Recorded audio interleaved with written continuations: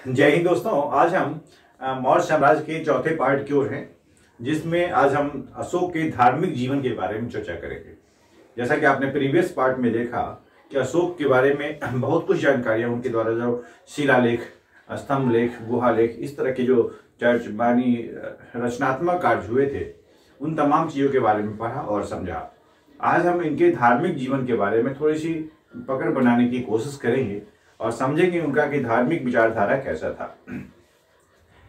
तो अशोक का धार्मिक जीवन, अशोक का धार्मिक जीवन, धार्मिक जीवन क्या में धर्म से जुड़ा हुआ। यानी आपको पता है कि प्रीवियस वाले पार्ट में मैंने बताया था कि अशोक का मन विचलित हो गया था कलिंग युद्ध में हुए नरसंहार के बाद। यानी उसके बाद से उन्होंने युद्ध न करने की प्रण कर ली, युद्ध न करने की एक योजना बना ली कि अब हमें युद्ध करना ही नहीं है, क्योंकि उसमें जो भीषण नरसंहार और उसमें रोते बिलापते लोगों को देख करके उनका दिल पसीज सा गया था। चलिए अब बात करते हैं। अशोक को प्रारंभ में ध्यान दीजिए ब्राह्मण धर्म का अनुयायी समझा गया था। अशोक को प्रारंभिक समय में ब्राह्मण धर्म का अनुयायी समझा गया था, लेकिन बाद में उन्होंने बौद्ध धर्म को अपना लिया। प्रारंभ में ब्राह्मण धर्म के अनुयायी थे, लेकिन बाद में उन्होंने बौद्ध धर्म को अपनाया। यह एक महत्वपूर्ण बात है कि अशोक ने किस धर्म को अपनाया, बौद्ध धर्म को अपनाया, लेकिन प्रारंभ में वे ब्राह्मण धर्म के समर्थक थे, यानी अनुयायी थे। राजतरंगिणी, आपने कलहन के बारे में सुना होगा। राजतरंगिणी जिसकी रचना कलहन के द्वारा की गई है, जिसमें कश्मीर के बारे में विस्तृत चर्चा की गई है। राजतरंगिणी के अनुसार शैव धर्म, याद रखिएगा, शैव धर्म यानी शिव की प्रधानता में विश्वास रखने वाले शैव धर्म का समर्थक समझा गया है सम्राट अशोक को। राजतरंगिणी अलग व्यू देता है। राजतरंगिणी के अनुसार अशोक को शैव धर्म का अनुयायी समझा गया है। अभी हमने तीन बात बोला। अशोक प्रारंभ में ब्राह्मण धर्म का अनुयायी था, बाद में आगे चल करके वह बौद्ध धर्म को फॉलो करना शुरू कर दिया, उसका अनुयायी हो गया। लेकिन राजतरंगिणी जो कि कलहनकृत है, उनके द्वारा जो जानकारी प्राप्त होती है कि उनमें बताया है कि अशोक जो थे वह शैव धर्म के अनुयायी थे। प्रश्न पूछता है कि किसके अनुसार वह शैव धर्म के अनुयायी थे, तो राजतरंगिणी के अनुसार। उसे का मतलब अशोक से है। देव नाम पियदसी, जैसा कि मैंने बताया था कि सम्राट अशोक को देव नाम पियदसी के नाम से मतलब देवों का प्यारा, देवताओं का प्यारा या दिखने में सुंदर समझा गया, दिखने में सुंदर कहा गया है। सम्राट अशोक को एक अलग उपाधि दी गई है, देव नाम पियदसी। देवताओं का, जिसका अर्थ होता है देवताओं का प्यारा या देखने में सुंदर। इस तरह से आप समझ गए होंगे कि सम्राट अशोक के बारे में दो चीजें जानकारी हो गई, एक तो धर्म के संबंधी और दूसरा उनका एक जो नया नाम था लोगों में प्रचलित, उसके बारे में। एक महत्वपूर्ण प्रश्न यहाँ पे है उपगुप्त। उपगुप्त नामक बौद्ध भिक्षु ने अशोक को बौद्ध धर्म की दीक्षा दी। एक प्रश्न आया अभी मन में कि बौद्ध धर्म के समर्थक तो हो गए, लेकिन इनको बौद्ध धर्म की दीक्षा किनके द्वारा प्राप्त हुई, वह हुआ उपगुप्त। याद रखिए, बहुत सीधा प्रश्न आता है कि बौद्ध धर्म की दीक्षा किन गुरु से प्राप्त किए थे, तो वह प्राप्त किए थे उपगुप्त से। याद रखिएगा, उपगुप्त के द्वारा बौद्ध धर्म की दीक्षा दी गई थी सम्राट अशोक को।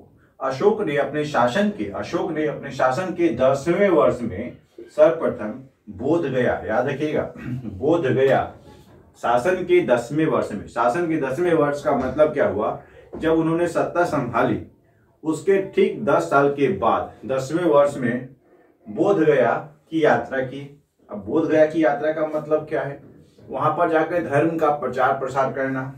20वें वर्ष में लुम्बिनी गए। लुम्बिनी, यह भी आप समझ रहे बौद्ध धर्म से संबंधित है। बोध गया, लुम्बिनी, उसने वहां की उस जगह को कर मुक्त घोषित कर दिया। याद रखिए, अशोक 10वें वर्ष में और 20वें वर्ष में, 10वें वर्ष में बोध गया और 20वें वर्ष में लुम्बिनी गए, जहां पे उन्होंने उस जगह को कर मुक्त कर दिया, आई मीन टैक्स फ्री कर दिया। आप अब समझ गए होंगे कि टैक्स केवल 1/8 पार्ट, 1/8 बहुत कम होता है, यानी कुछ जगह जो कर मुक्त नहीं हुए थे वहां पर टैक्स का जो रेशियो हुआ वह बाकी की तुलना में बहुत कम, आई मीन 1/10 हो गया। तो याद रख लेना है कि 10वें वर्ष और 20वें वर्ष में उन्होंने यात्रा की थी, जिसमें उन्होंने एक इम्पोर्टेंट काम क्या किया, कर मुक्त कर दिया।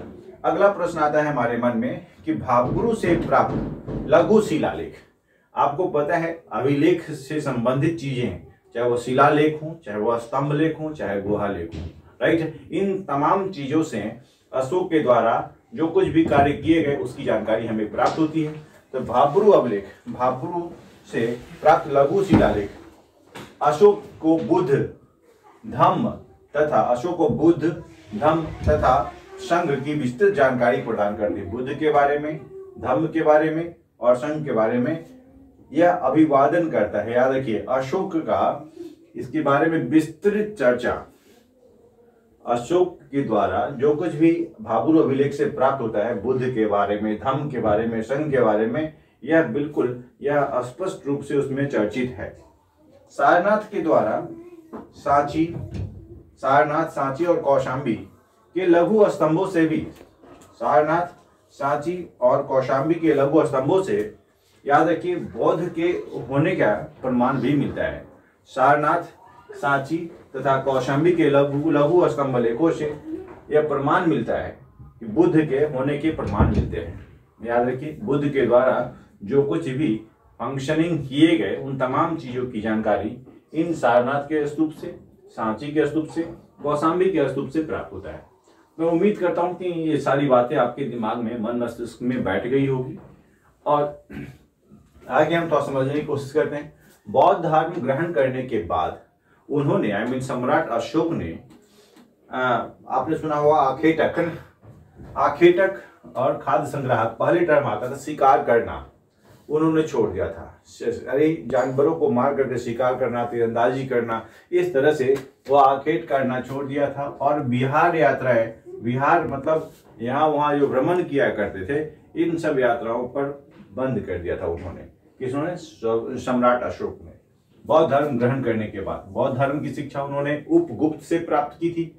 आगे महात्मा बुद्ध ने, यानी महात्मा बुद्ध के जो चरण जहां जहां गए वह पवित्र होते गए। इसका मतलब चूंकि वह बौद्ध धर्म के अनुयायी थे तो महात्मा बुद्ध के चरणों से पवित्र स्थान जैसे बोध गया, कुशीनगर, लुम्बिनी, कपिलवस्तु, सारनाथ और श्रावस्ती, इन तमाम जगहों पर उनका यात्रा हुआ। यानी इन सब जगहों को बुद्ध धर्म से जोड़ी थे। बोध गया जो है वह 10वें वर्ष में और लुम्बिनी वह 20वें वर्ष में, यानी सत्ता संभालने के 10वें वर्ष में वह बोध गया गए और 20वें वर्ष में कहाँ गए? लुम्बिनी गए, जैसा कि हमने पीछे बताया भी था। अब इस तरह से आप समझ गए होंगे कि बुद्ध से संबंधित उन तमाम जगहों पर वह जाना शुरू कर दी और बुद्ध मानी बौद्ध धर्म का प्रचार प्रसार बड़ी तल्लीनता से करना शुरू कर दी। तो कुल मिलाकर के अपने मौर्य साम्राज्य में अशोक के धार्मिक जीवन के बारे में आप समझ में आ गया होगा कि उनकी पहली स्थिति क्या थी, बाद में क्या हुई और उनका जिनके द्वारा किए गए कार्य कौन कौन से थे। अब समझते हैं उन्होंने बौद्ध धर्म के प्रचार के लिए, बौद्ध धर्म के प्रचार के लिए क्या क्या धर्म प्रचारक कौन कौन से नामित किए और उनका प्रचार प्रसार का क्षेत्र कौन सा था। कभी कभी इसे प्रश्न आते हैं, इसलिए मैंने इसको संक्षेप में लिखने की कोशिश की है। महेंद्र और संघमित्रा, महेंद्र उनका पुत्र ही था और संघमित्रा उनकी पुत्री, जिनको उन्होंने श्रीलंका, जो पड़ोसी देश आपने देखा होगा मैप में, ये जो हिस्सा है यहाँ पर, ये जो हिस्सा है वह श्रीलंका का, यहाँ उन्होंने बौद्ध धर्म के प्रचार प्रसार में अपने पुत्र और पुत्री को भेजा था। महेंद्र एवं संघमित्रा को श्रीलंका उन्होंने भेजा। महारक्षित दूसरा नाम आता है, महारक्षित जो यवन देश गए थे। मज्जिम जो कि हिमालयी पर्वतीय क्षेत्र जो है ना, हिमालयवर्ती क्षेत्र जिसको बोलते हैं, यानी हिमालय से सटे हुए जो इलाके हैं वहां पर बौद्ध धर्म के प्रचार प्रसार के लिए मज्जिम को भेजा गया। महादेव जो मैसूर कर्नाटक के, महाधर्म रक्षित जो कि महाराष्ट्र के, इन सब का क्षेत्र मैं इसलिए वर्णित किया हूँ। कभी कभी मैच करने के लिए क्वेश्चन आते हैं, इसमें आपको ये पता होगा कि कौन से धर्म प्रचारक किस क्षेत्र से संबंधित है, तो इस तरह के प्रश्न को आप नहीं छोड़ पाएंगे। तब जब याद रहिए, सोना तथा उत्तरा या सुवर्ण भूमि, सोना सुवर्ण से जुड़ा हुआ है, इसलिए आप याद रखिएगा। मध्यंतिका कश्मीर और गांधार से जो उत्तर पश्चिम क्षेत्र से है, इनसे जुड़ा हुआ है। तो कुल मिलाकर के इन धर्म प्रचारकों को याद रखें और इनके द्वारा जो क्षेत्र हैं उनको याद रखें। तो इस तरह से आपके जो 5 जो मैच जब अगर एक भी गलत होगा तो सारे गलत हो जाते हैं। इस तरह प्रोसेस को 1 बार 2 बार 3 बार जरूर याद रखिए। इसलिए आप महेंद्र और संघमित्रा उनके बहुत इंपॉर्टेंट याद रखिएगा, उनके पुत्र और पुत्री थे। जो श्रीलंका गए। एक और नाम विशेष रूप से याद रखेंगे, सोना था उत्तरा सुवर्ण भूमि से, मध्यांति का कश्मीर और गांधार का जो इलाका है वो उससे इलाका है, और महारक्षित मध्यम हिमालयवर्ती क्षेत्र और यवन क्षेत्र, याद रखिएगा। तो इस तरह से आप इसको एक बार याद कर जाए छोटा सा चीज, तो आपके पेपर में इस तरह से क्वेश्चन आसानी से सॉल्व हो पाएंगे। अब एक बात अभी आपको बताया था मैंने गुहा लेक के बारे में। तो अशोक ने आजीविकों के रहने हेतु, क्योंकि उसके पिताजी जो थे वो आजीवक संप्रदाय के थे, राइट है ना। तो अशोक ने आजीविकों को के रहने हेतु बराबर की पहाड़ी को कटवा करके 4 गुफाओं का निर्माण करवाया था, जिसको हम गुहा लेक कहते हैं। यानी गुफा को काट के कंदरा की तरह उसको खूब अच्छे से पॉलिश करके एक रहने योग्य बनाया गया। उसका नाम जो है वह लोमेश, याद रखिएगा, लोमेश ऋषि गुफा, कर्ण चौपारण, सुदामा गुफा और विश्व झोपड़ी, यह 4 नाम याद रखिएगा। यह क्या क्या नाम है? लोमेश ऋषि गुफा, कर्ण चौपार, सुदामा गुफा और विश्व झोपड़ी।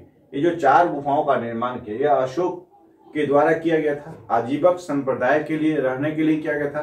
क्योंकि आजीवक संप्रदाय के उसके पिताजी थे, इसीलिए उनका यह फंक्शनिंग हुआ कि पहाड़ों को कटवा करके उनके रहने योग्य, यानी आजीवक संप्रदाय के जो प्रचारक हैं उनके रहने के लिए एक कुछ उचित व्यवस्था की जाए। इसलिए उन्होंने पहाड़ों को कटवा करके 4 बनाए, जिसके नाम लोमस ऋषि गुफा, कर्ण चौपारण, सुदामा गुफा और विश्व झोपड़ी के नाम से। अशोक का धम्म, इसके बारे में हम लोग चर्चा करेंगे, क्योंकि हमने इस पार्ट में देखा कि अशोक के धार्मिक जीवन के बारे में। तो अशोक का धम्म, अब अगला टर्म आता है अशोक का धम्म। अच्छा, धम्म आखिरकार है क्या, इसको समझने की कोशिश करेंगे।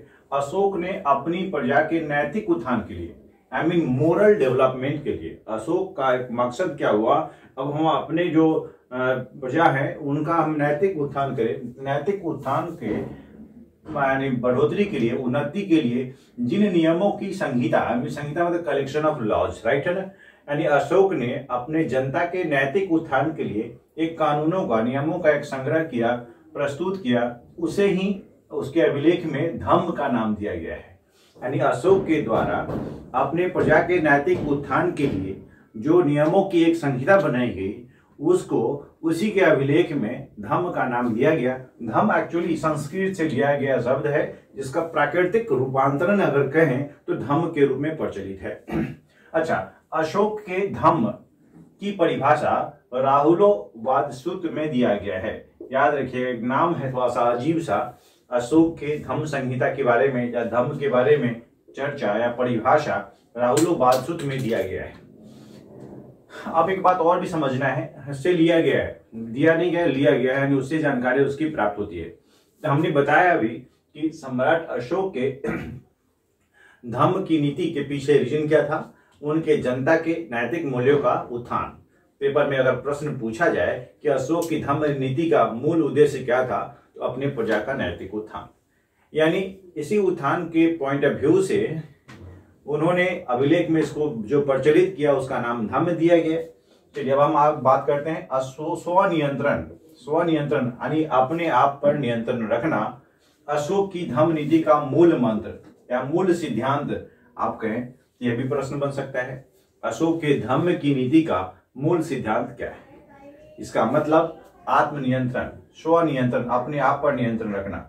अशोक ने दूसरे तथा 7वें स्तंभ अभिलेख में, दूसरे और 7वें स्तंभ लेखों में, मैंने बताया था इसकी चर्चा प्रीवियस पार्ट में मैंने किया है अभिलेखों के बारे में, तो उसमें आप इसको समझेंगे। अशोक के दूसरे और 7वें स्तंभ लेख से क्या पता चलता है? धम्म के गुणों की व्याख्या मुझे प्राप्त होती है। यानी धम्म के गुण क्या क्या हैं, उनकी जानकारी दूसरे और 7वें स्तंभ लेखों से प्राप्त होता है।